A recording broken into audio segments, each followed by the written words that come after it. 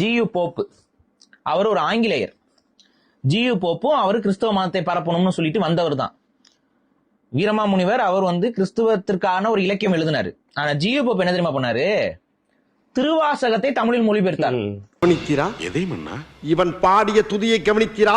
இல்லை மன்னா. நீர் எதைத்தான் சரியாக கவனித்தீர்? எங்கே துதியை இன்னும் ஒருமுறை பாடு.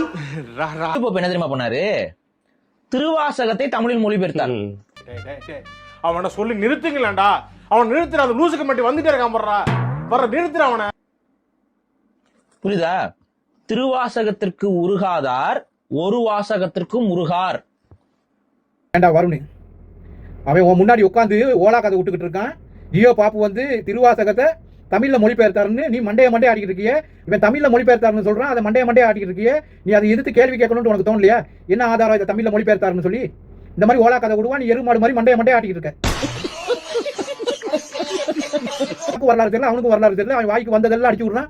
அன்னைக்குள்ள எந்த டாபிக் ட்ரெண்டிங்கா இருக்கோ அதை எடுத்து அடிச்சு விடுறான். வந்ததுக்கு வராதுக்கு எல்லாத்துக்கும் 45 நிமிஷம் ஒரு உட்காந்து பேசிக்கிட்டு இருக்கான். அது எல்லாத்துக்கும் மண்டைய ஆட்டிக்கிட்டு இருக்க. ஏன் நீ கஞ்சா கிட்ட அடிச்சு வந்திருக்கே தெரியல.